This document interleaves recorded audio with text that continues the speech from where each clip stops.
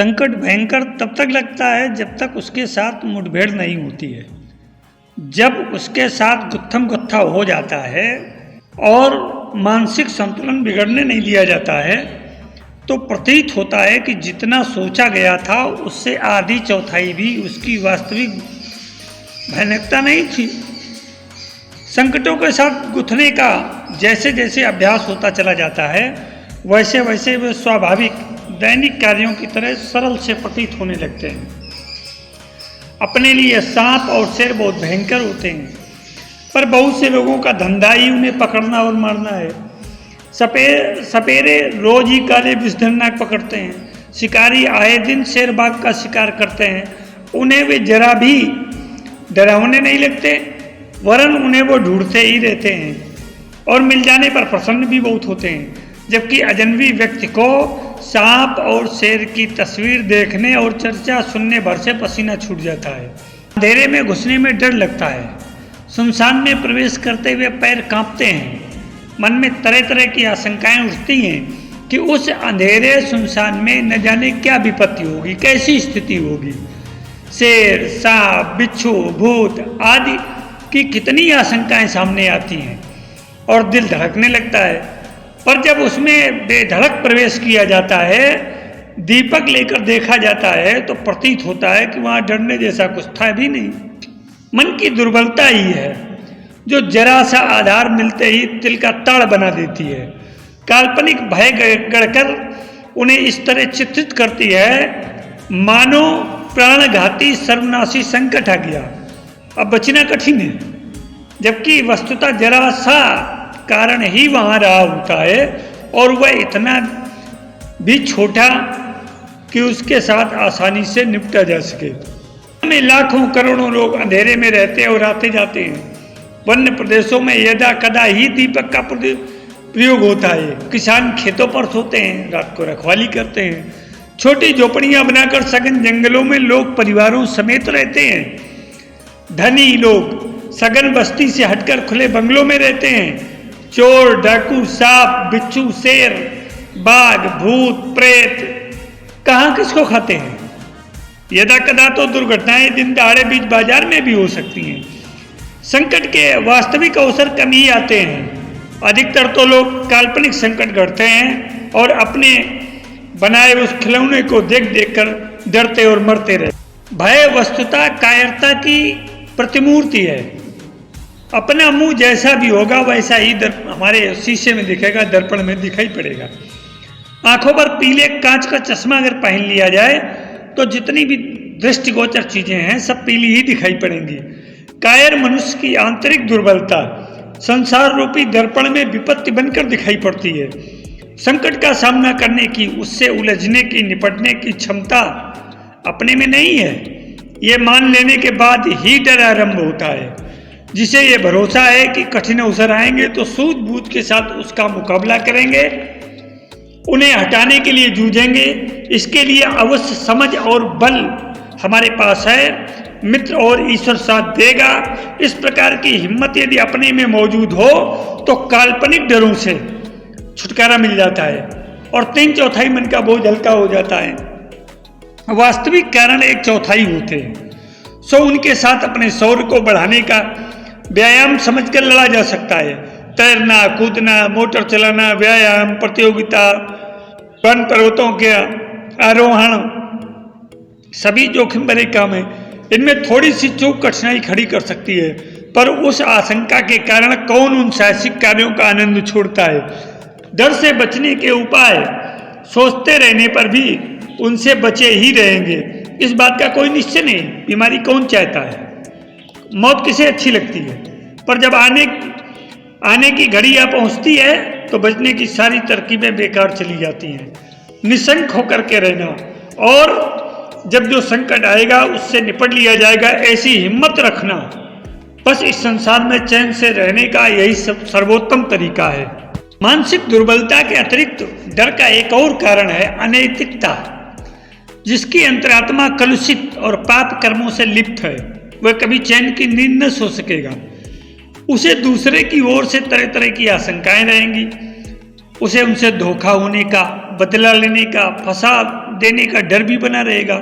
पोल खुल जाने पर बदनामी फैलेगी और लोग सतर्क होकर के उसके जाल में फंसने तथा साथ देने से अलग हो जाएंगे। निंदा और असहयोग की स्थिति में उनका भविष्य अंधकारमय हो जाएगा। इस डर से उसका मन सदा आशंकित रहता है। पाप कर्म के फलस्वरूप समाज का दंड, राजदंड और ईश्वरी दंड मिलते हैं। तीनों इकट्ठे होकर के या अलग अलग से वे कभी न कभी मिलकर ही रहेंगे। इस भय से भीतर ही भीतर बड़ी बेचैनी बढ़ती रहती है। इस आत्मदेव की पीड़ा, अपने अंदर की पीड़ा उसे निरंतर कोचती रहती है। बाहर वाले दंड मिलने में तो देर सवेर भी हो सकती है, पर आत्मदंड तो कुमार्ग पर कदम धरते ही मिलना आरंभ हो जाता है और वह निरंतर दुख देता रहता है। बेईमान और झूठा मनुष्य कभी आंखें मिलाकर दूसरों की आंखों में देख नहीं सकता और न ही जी खोलकर बात करने की हिम्मत पड़ती है। बनावटी, उथली उखड़ी बातें करते हुए उसका ओछापन प्रत्यक्ष प्रकट होता रहता है और उसकी मुखाकृति, चेष्टा, भावभंगिमा, गतिविधियां वास्तविकता प्रकट करती रहती हैं। अपना आपा ही चुगली करता है और मूक वाणी से यह घोषित करता रहता है कि यहाँ धोखा ही धोखा है। कर्जदार अक्सर अनैतिक लोग ही होते हैं। आमदनी से अधिक खर्च करना चोरी, उठाईगिरी की तरह सर्वथा अनैतिक है। अपनी हैसियत, औकात, आमदनी से बढ़कर ठाट बाट बनाना दूसरों को ठगने जैसी कुचेष्टा ही है। ऐसी फजूल खर्ची करके लोग कर्जदार हो जाते हैं, चुका पाते नहीं। मित्रों के बीच न उनका विश्वास रह जाता है न सम्मान। जिनसे पैसा लिए हैं उनसे आंखें चुराते हैं और नए शिकार तलाश करते रहते हैं। ऐसे लोग पग पग पर डरते हैं कि कर्ज देने वाला उनकी इज्जत न खराब कर दे। वस्तुस्थिति समझकर लोग सम्मान कम नहीं करते, पर जो फजूल खर्ची की अनैतिकता कर अपना कर्जदार बन जाते हैं उसे हर जगह शर्मिंदगी और लाचारी झेलनी पड़ती है। चोर, बेविचारी, बेईमान, अनाचारी व्यक्ति पग पग पर अपने आसपास संकट ही मंडराता देखता है। हर किसी को आशंका की दृष्टि से देखता है। ये आशंका अपने आप में इतनी डरावनी है कि मिलने वाले दंड की अपेक्षा पहले ही वह मानसिक श्रेष्ठता, स्वभाव और सद्गुणों का नाश कर चुकी होती है। डर का एक बड़ा कारण अज्ञान भी है। आदिम काल में मनुष्य को सूर्य ग्रहण, बिजली की कड़क, पुच्छल तारे आदि के बारे में कुछ पता नहीं था। वह इनसे डरता था और देवता समझकर उनके कोप से बचने के लिए तरह तरह के पूजन और बलिदान करता था। पीछे जब वास्तविकता समझ में आ गई तो वह डर सहज ही चला गया। भूत प्रेतों का डर अब धीरे धीरे समाप्त हो रहा है। ग्रह दशा, जन्म कुंडली जैसी फलित ज्योतिष की मान्यताएं भी लगभग ऐसी ही हैं। कभी सोचा जाता था कि आसमान में रहने वाले ग्रह नक्षत्र मनुष्यों पर कोप अनुग्रह करते हैं, इसी से उसे सुख दुख मिलते हैं। अब यह प्रकट हो गया है कि आकाश में स्थित पिंड निर्जीव हैं, बहुत दूर हैं और व्यक्तिगत रूप से उनका किसी को सुख दुख पहुंचा सकना असंभव है। वो आपके कोई रिश्तेदार तो लगते नहीं है जो आपसे कोई मतलब रखेंगे। ये तथ्य समझ में आने पर लोगों ने ग्रह नक्षत्रों से, कल्पित देवी देवताओं से डरना छोड़ दिया। ज्ञान की वृद्धि के साथ साथ अनेक प्रकार के डर स्वतः ही समाप्त हो गए। जिसका भय करना चाहिए उसका नहीं किया जाता और जिसका डर करने की कतई जरूरत नहीं उनसे डरते रहते हैं। पाप से डरना चाहिए, कर्म फल से डरना चाहिए, ईश्वर के न्याय से डरना चाहिए, पर इनसे कौन डरता है? चोरी करते हुए, भोले लोगों को ठगते हुए, छल प्रपंच रचते हुए, नशेबाजी, व्यभिचार, बेईमानी, असत्य भाषण करते हुए कौन डरता है? डरते हैं मिट्टी के पुतले मनुष्य से, लोहे के टुकड़ों से बने हथियारों से, काल्पनिक भूत प्रेतों की कथाओं से और दीन दुर्बल कुकर्मी आतंकवादियों से।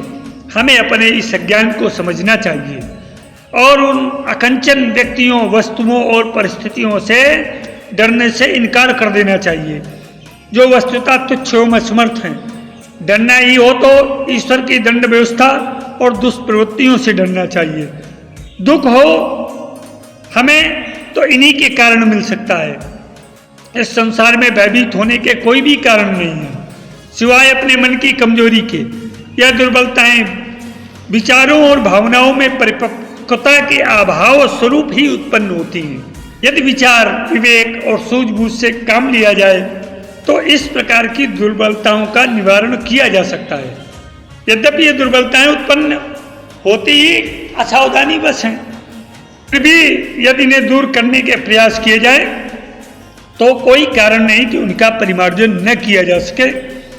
डर के संबंध में आपकी मना स्थिति पर प्रस्तुत एक विवरण समाप्त होता है। सफल जीवन की आशा के साथ राजन आचार्य का सप्रेम अभिवादन।